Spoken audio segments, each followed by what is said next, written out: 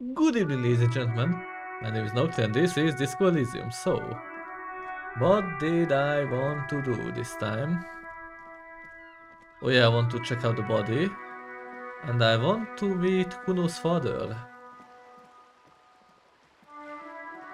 He's a suspicious individual and might provide us some information. Or who knows? Maybe he turns out to be a cool guy. I don't trust a single word what Cuno says. Why would I?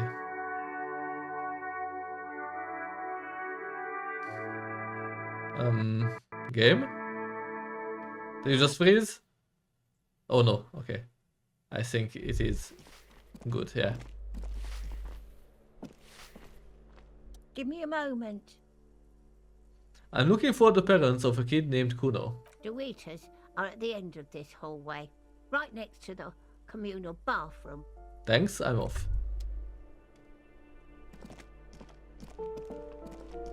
Okay, this was very easy so far.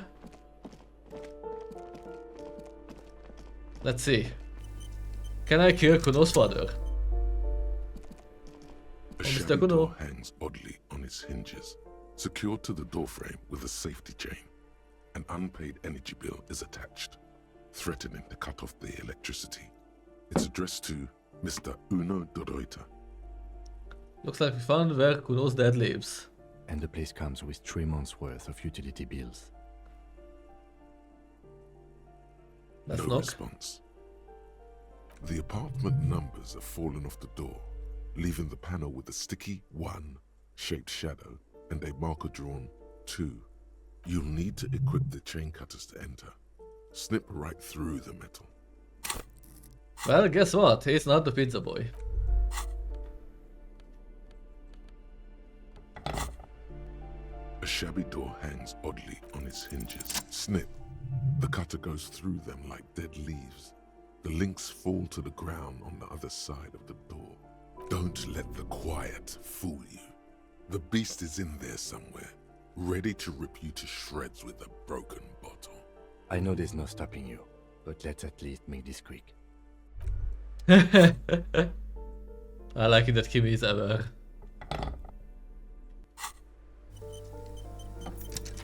Hello, Mr. Cuno?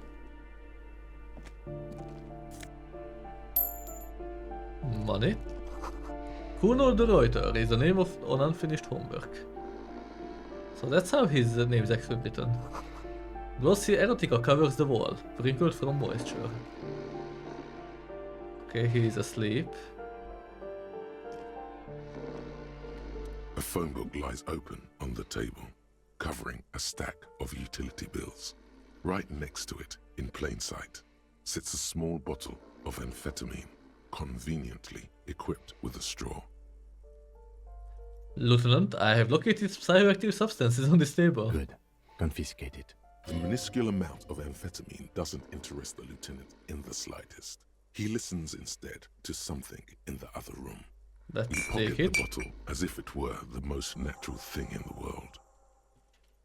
Blast it before you face the beast, De Reuter. You're going to need the encouragement. I don't know. I don't trust this. Ooh, regular black jeans. Let's see. This is less reaction speed. This is better composure. Nice.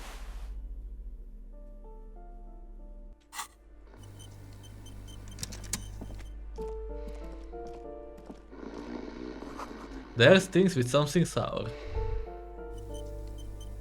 Well, I'm scared. Bundle of clothes heaped on the bed. A stained parka, some towels and a duvet. Some socks even. In the dark, it looks like a nest. Hold up, Lieutenant. Look at that pile of clothes. He covered his nose. Something underneath there is breathing. It doesn't give a shit that you're a cop. Stop your hand now, or you're gonna die. It's not too late. No one's going to blame you for backing out. You don't have to do this. Just get out. I mean, I expected a worse house. Keep extending your hand. Your hand touches a greasy duvet covered in cigarette burns and ketchup stains. You hear a growl. There is something alive underneath it. It's deep, in suffering somehow. You see a 60-year-old, fat, red-headed man passed out from large amounts of alcohol, and God knows what else. The smell of shit rises from his mouth. Amazing. You don't have to take him down. He's already down. Kim, is this thing even alive? I'm afraid it is. Look, it moves. He points to a fleshy lump sticking out from the other end of the blanket. The limb seems to be twitching from time to time. And look, the other foot is camouflaged by a striped sock bearing the name Maxtor on the sole. 3 toes are poking out of a hole. Maxtor is a gas company. He's wearing free socks from a gas company. They probably came with the bills.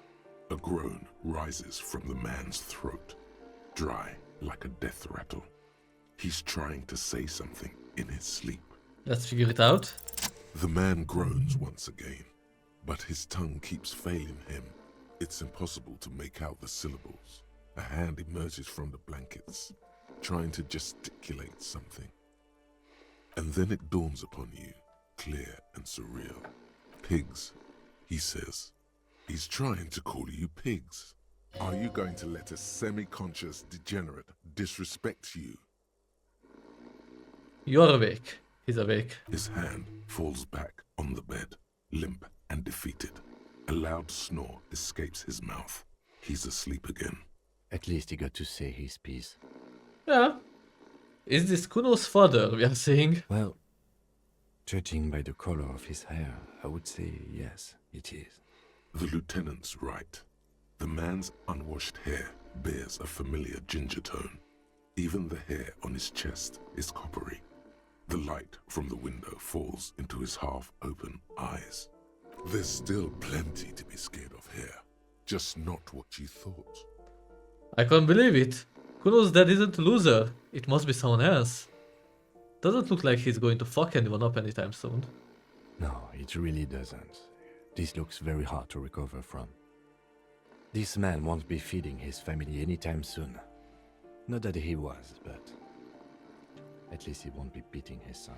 Yeah. A pair of half-open bug eyes is staring back at you from the dark, empty, and frozen. It's clear that the person behind them is not awake. Hold on, what happened to his eyes? Can't you tell? It happens to exceptionally committed substance abusers. They fall asleep with their eyelids still open. Not a pretty sight. He's gonna sleep it off, I know this shit.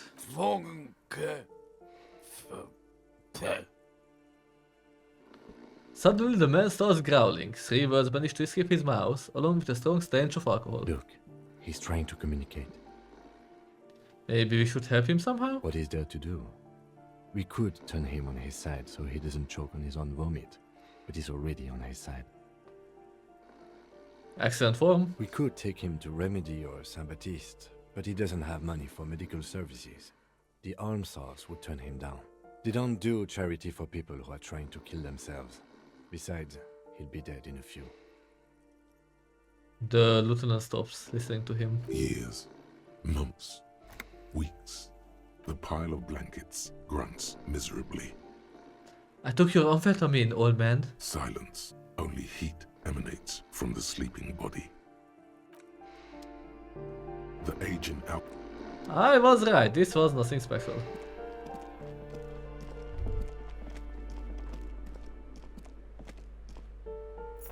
Gonna close the door. Him.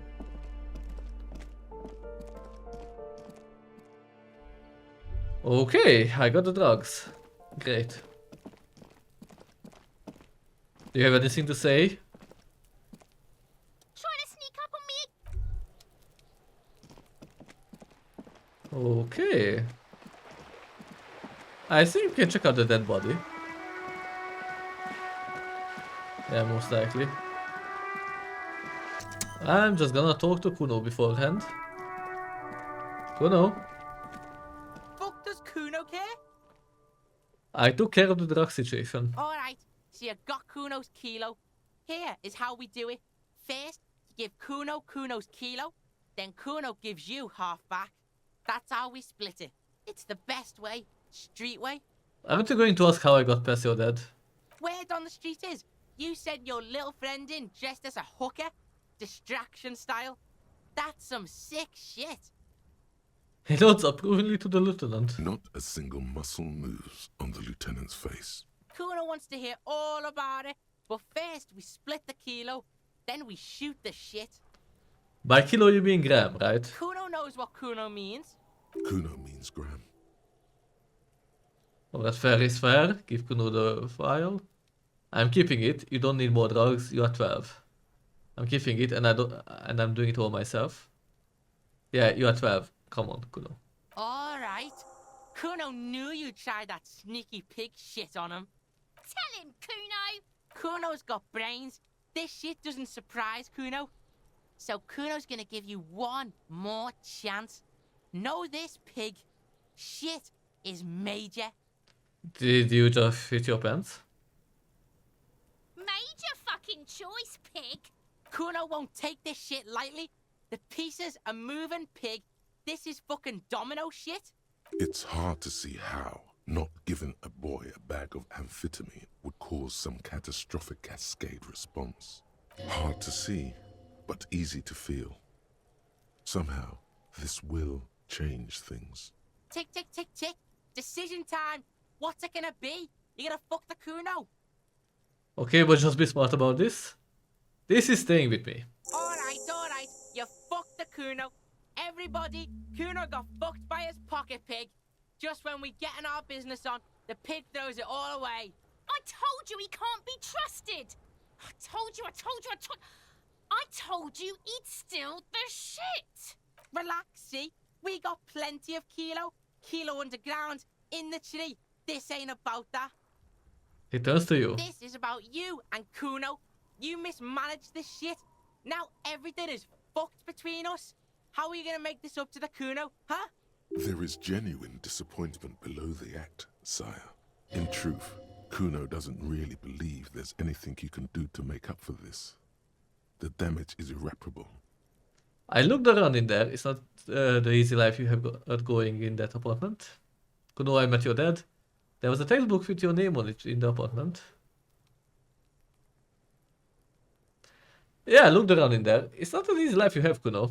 The fuck do you know about Cuno's life? Cuno's got plans. Get the fuck out of here. Yeah, we got plans. Kuno, I met your dad. Yeah? How the fuck are you still alive, pig? It was dark in there, we sneaked in and go out. It was what you said. Kim dressed up as a hooker, full drag, distracted him. Kuno, your dad is a half-dead alcoholic. He was sleeping under some clothes. What? His eyes become large and round. His posture changes. The swaying rooster motion stops for a second. Then he gets it going again, reorienting himself. Fuck right. Cuno's dad was sleeping like a bum. Cuno told ya. Cuno's dad doesn't give a shit about anything. Fucking breaking and entering shit. That's nothing to Cuno's dad. You got lucky, pig. Cuno knew this. Cuno's fucking violent fiend dad's been drinking hard lately. Cuno knew you have a way in. Narrow window. Cuno window. Cuno window? Kuno window, come on kid, just stop. Stop acting tough, kid. You don't have to be scared of him anymore. Whatever scary thing he might have been, now he's nothing. Yeah, Cuno's dad is fucking nothing. Fucking coma shit, stroke shit. Cuno's dad is so fucking violent. He's had a stroke many times. Shit. Cuno's gonna have one too. Gonna be just like Cuno's dad. Speed shit, crime shit, fucking on the bed. Cuno's gonna go out like Cuno's dad. Revachol West style. Stop saying all this sad shit, Cuno. The whisper comes smaller than usual. There's a touch of grief in there. Fuck you talking sad? Cuno's got hard shit, death shit, nothing shit. You don't have to turn into that. Get your fucking nun-ass out of here before Cuno fucks it dead. You think 'cause you took Cuno's speed, Cuno's gonna sub like a turn into... Cuno ain't turning into shit. Cuno is that shit. Cuno won! Oh, you won, Cuno! The relief is palpable. The little head jumps up and down behind the fence. He did not win. There is a crack in there now, and it's spreading across the face of his certainty. There was a textbook with your name on it in the apartment. Yeah, so fucking what? It says Cuno, not Cuno. Cuno the Reuter. Fuck are you talking to Cuno about that kiddie shit? I like it, Cuno the Reuter. He's trying to fuck you again. Fuck out of here. Cuno knows it's fucking lame. That's why Cuno changed it. Cuno can change his name into anything. Gonna change my name into Don't change your name into that, Cuno. There were tons of unpaid utility bills there. fuck right there were. Fucking 3 years or some shit. You Holy can fuck. guess. Let me guess, Kuno's dad doesn't give a shit about them. There's no place to live in, you have to find somewhere else. Find a job, pay them yourself, your dad can't handle things anymore.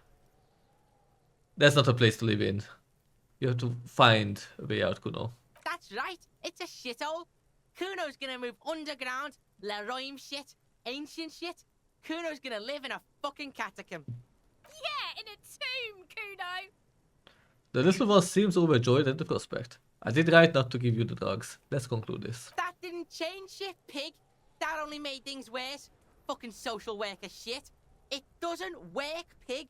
It doesn't work, Cuno. Only our shit works. She must repeat it. Use every chance to confirm that version of reality. Cuno doesn't fucking care. Bye, Kuno, then. If you don't care. Fuck does Cuno care? Cuno doesn't fucking care. Am I crazy or does it sound more sad? Nah, I think I'm just imagining things. Okay, can I get anything what could help me? I wanted something, I just don't remember what and why. Oh well. Let's check out the other dead body. Can I just fast travel? Yeah.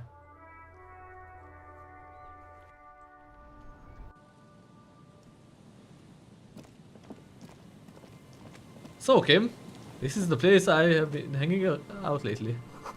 You can imagine why calls become terrible sometimes. Okay, so Kim, you know, there's a body here. Another one. No, it's not a serial killer. This guy just got fogged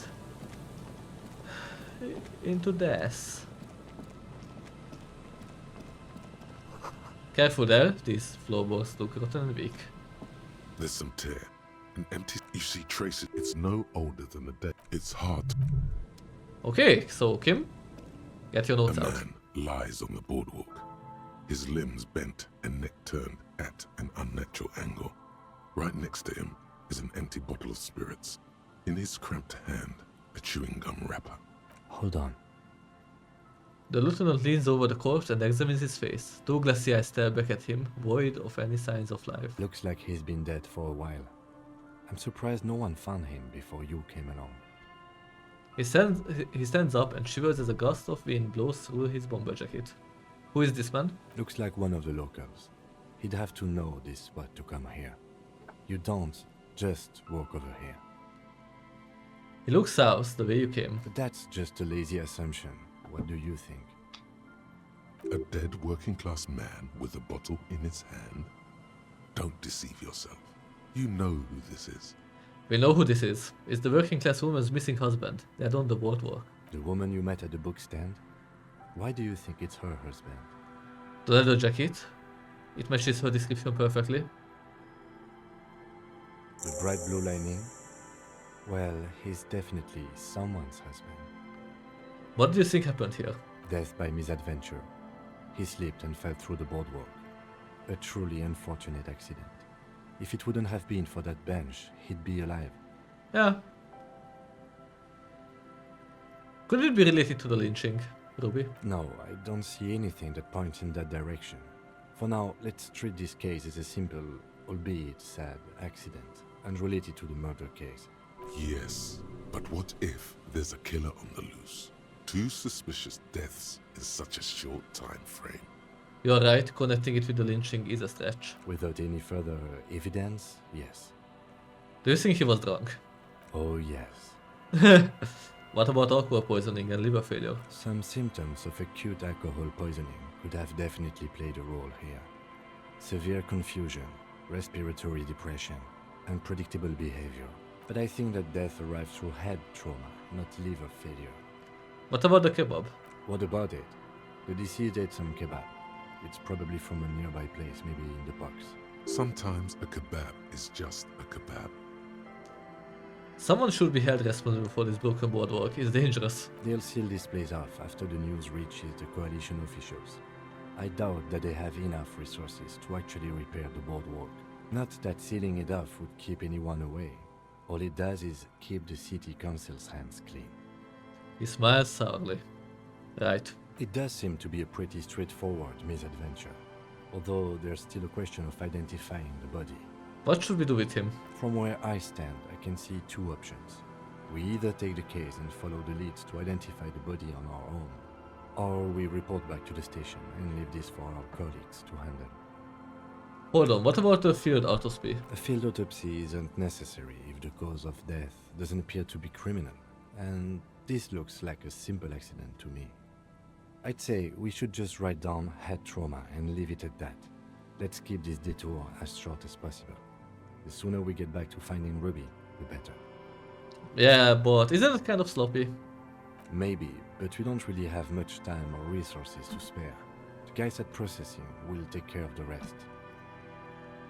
Okay. We found him, we should finish this. Alright, we've already examined the library card. Let's call the Jamrock Library from Machinema, see if we can learn anything about this Billy Méjean. And while we're there, we should also call the station, let them know that we are taking the case. Oh yeah. Stop messing with the coin viewer and hold on to something. The wind is strong. Okay. So we just took another case. Let's look around here now because I think Ruby is hiding here.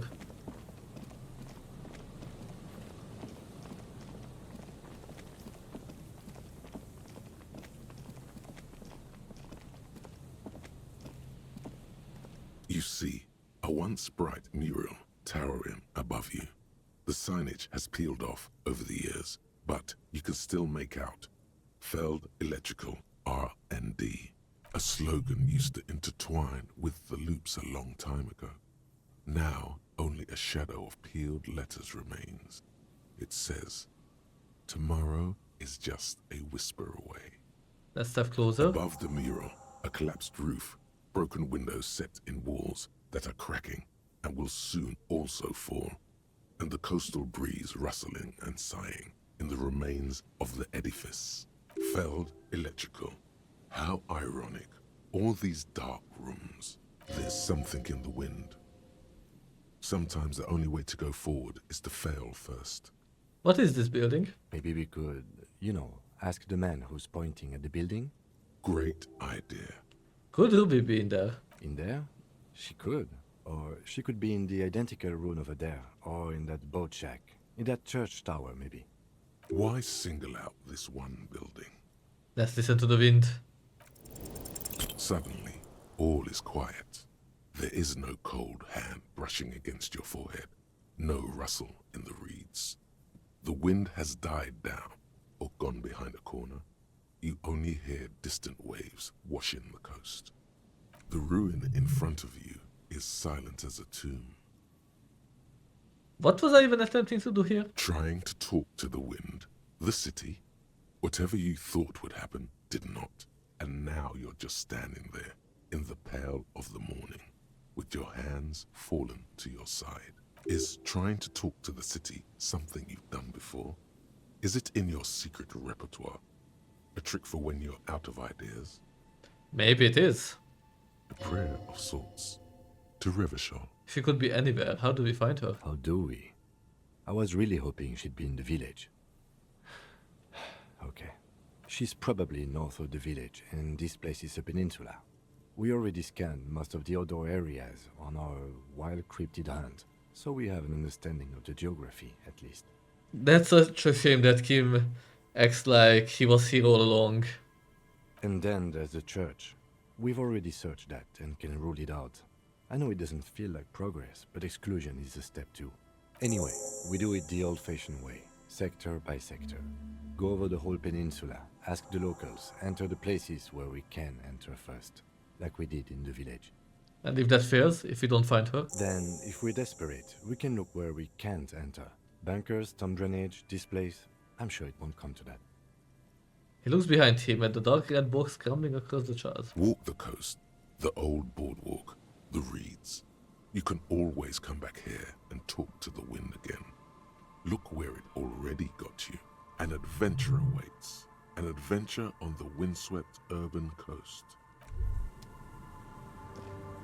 Hello. And Mikhail noticed the windows, especially with how there are no windows on the south side. This was to deal with. A blond man stands next to his son, pointing to the weather-worn ruins. He sees you approaching and smiles. You officers, come to investigate the historic subtext of West Martinez? I'm Tran Heilostam. You must be Kim Kituragi, right? I was just telling my son about this building. Not a lot of people realize the historic significance here. Very rich in hypertext. Nice to meet you. Hold on, hypertext? Yes, hypertext. Young Carp and the collection of cultural hyperlinks. He's just making up fancy words. This doesn't mean anything. Wait, what was that about the windows before? Oh yes, so Mikhail. They had to deal with monitor glare, especially in the summer. They still had vector monitors back then. That was 49 years ago. So they didn't have windows on the south wall. You and Kim know each other? No, I can't say that we've met before, but I've heard of Kim, of course. Mikhail, say hi to the officers. He rests his hand on the boy's shoulder. The child stays hidden behind the hem of his father's coat, clutching to his worm-themed coloring book. Mikhail's a little tired today. We spent all night trying to run Orbis on his radio computer. Have you heard of it? It's a programming language used in Grad. Quite tricky, but he wanted to play this Grad-made adventure program. We've been getting really into worms lately. The man speaks in the artificial cadence of a professor, or someone who's been on too many radio shows. But I assume you're not here for giant worms when there are so many real things to see. Just as I was telling Mikhail before, this is where the Coalition landed in '08. We could be standing on what is the most interesting landmark in Revachol West. He points to the building again. This man is your half-brother. You feel it. But why? Well, get a load of this guy. He really enjoys his trivia. The Orbis programming language was named after its inventor, Victor Orbis, a cybernetician from Grad. They run Vox in the Occidental countries. I'm looking for a suspect. Have you seen anyone suspicious around? No, I'm afraid I can't help you with this one, officer. It's just a regular day off for me and Mikhail here. He pats his son's head. So you haven't seen anyone around? No, I'm sorry. As I said, this is just a day off. We just arrived anyway. There's something friendly and familiar in how he says that. A day off. He's telling the truth. He hasn't seen anyone. What's so fascinating about an empty old building? Aha! But it's not just any empty old building. He raises his hand to his eyes, springtime sun warming his handsome face. All four of you turn to admire the mirror before you. What not a lot of people know is this used to be the R&D department of Felt Electrical. And Felt, which now sells ink cartridges mostly, was once a top dog in the turn-of-the-century cybernetics boom. Okay. Look at the building. It looks old and weathered, with seagulls picking apart its stone and metal carcass. Bushy undergrowth has taken hold of the collapsed rooftop. Some kind of bird has set up a nest on a broken windowsill. I don't think I heard of this Felt Electrical. That's not surprising. Only a vestigial ink cartridge and ferrotape manufacturer remains. He adjusts his suit jacket. They started out as a midway electronics outfit in Königstein 2 centuries ago. After an aggressive move to Revachol, Feld became a global player in the emerging personal electronics market of the pre-revolutionary era. Still, Tricentennial was beating them in business machines. But Feld had an ace up their sleeve. Or should I say, they were developing an ace up their sleeve? I'm mixing my metaphors here. What was that is? It was here in Martinez, possibly in this very building, that they developed prototypes for a tape computer. A tape computer. An elegant folding mechanism of rollers and ferrotape ribbons, portable enough to be a take-it-home solution. Revolutionizing business machines, possibly even bring them to the average consumer, which is a feat of engineering even today's giants, Rehm, ICN and ZAM, haven't achieved yet. He grins, admiring the sentence he just produced. He assumes something like a combat stance, facing the wind. What happened? Indeed. What? The revolution! The boy wipes his nose on his sleeve. Unfortunately, their moonshot project never made it to the market. Feld's move to Revachol backfired. The revolutionary government liquefied their assets and expropriated those very advanced prototypes. Possibly from this very building, or one of the adjacent ruins. He pauses, pointing to the other building, then continues. All of this was built by Feld, even the boardwalk.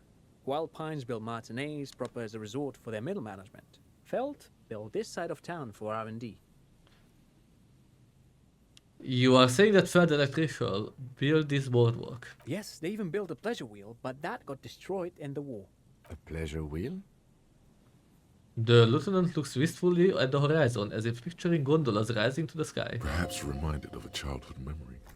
It's clear he would prefer there were a big wheel, lighting up the coast. Yes, to lure in their star engineers. This part of Martinez was nothing but reeds before Feld arrived. They had to make the prospect of living here attractive. It was supposed to become a global center for innovation in cybernetics. But history had other plans. What happened to the engineers, the company people? Oh, I'm afraid it didn't end well for the boys. But this story is a bit too dark for little Mikhail here. Now, if you were to ask about tape computers... He means that the boys got shot by the communists. The boys were bourgeois. It means they all got shot in the head because they were bourgeois. Now, do you know what the bourgeois is? Tape computers, right? Tape computers. He nods, tousling his suit jacket. What did the revolutionaries do with those advanced tape computers? They used them for military communications, but also to write and send out press releases. The most notorious example being Le Decret de Mars. What was that? What's the Mars Decree? I mean the radio transmission sent out to news agencies and world governments by the newly created Commune of Revachol on the 7th of March in the year 02.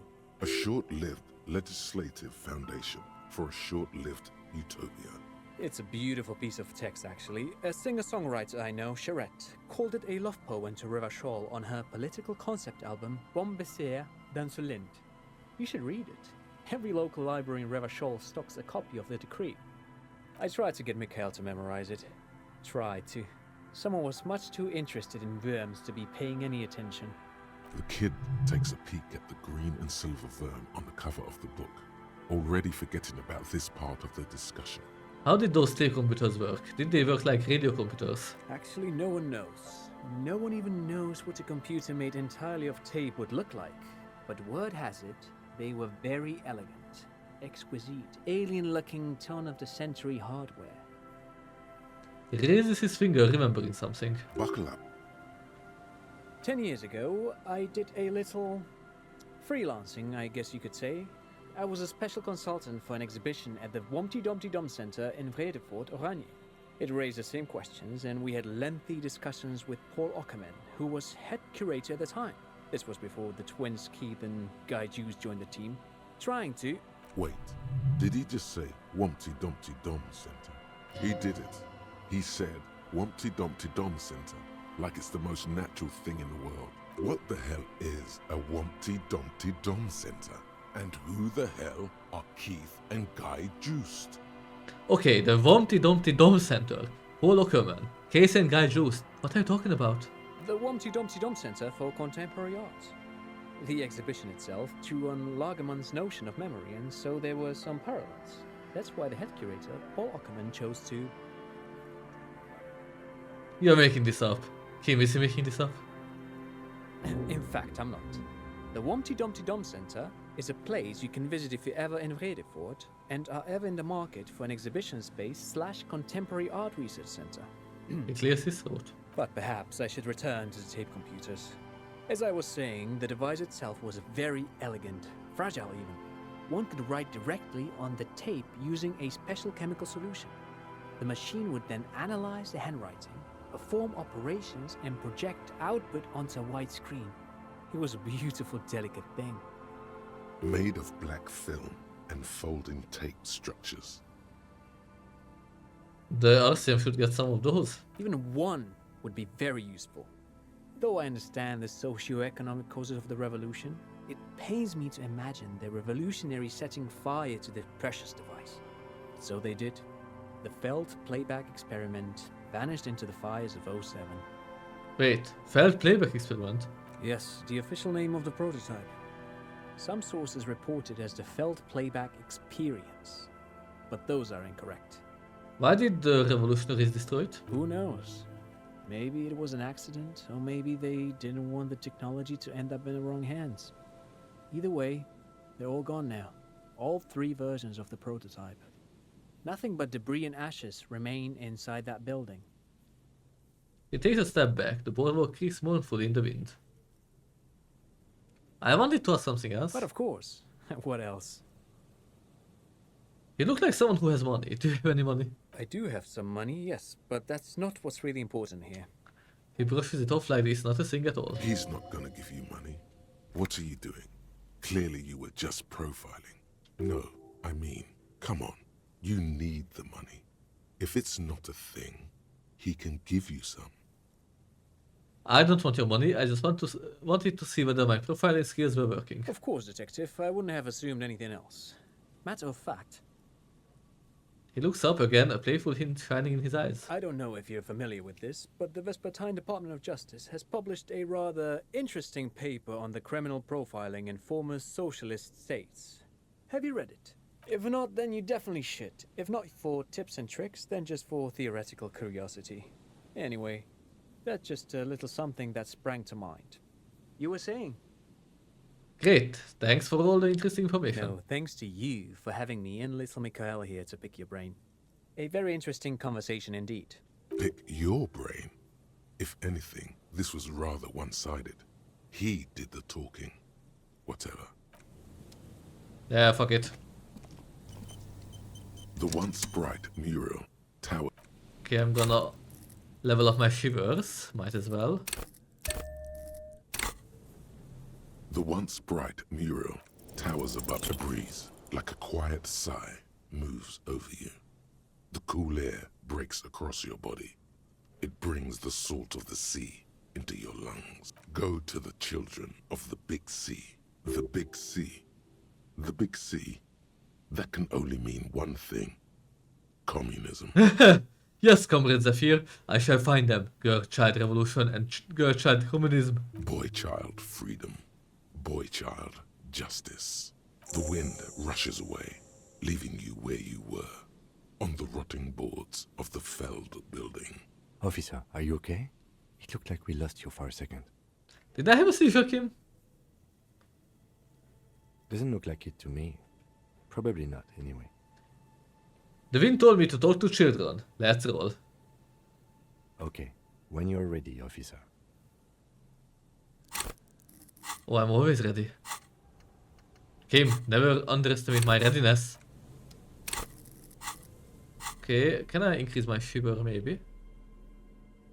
Let's see, any one of my items decrease shiver maybe? Okay. I remember that I had something for shiver. There. My tie.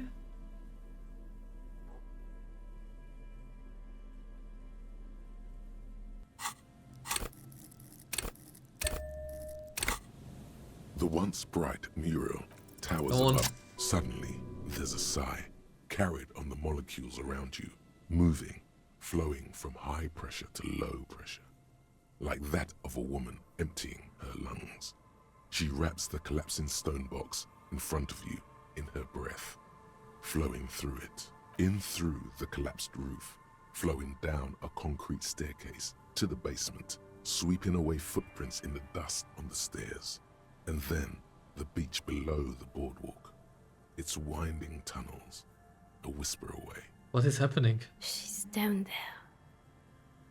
I think she's down there, below this building. Okay. Why? The wind told me. Ever since I woke up, maybe even before, I have been getting these strange cold spells. Good, good. Yes. Cold spells. So basically your hangover is telling you she's down there? Yes, I can literally talk to my hangover. That's how bad it has gotten. Right. How do we get in though? The doors were on the collapsed side of this building. They're gone, basically. Finally, my time to shine. There's a ladder next to the sign. Perhaps we can climb it. Enter through the roof. Perhaps you can climb them. We are not climbing anything. I'm 43 years old, and I plan to live to see 70. Well, Kim, I think you're a coward. You don't dare to do what is necessary. Anyway, that was all for this episode. Thank you for watching, and we'll continue from here next time. Bye.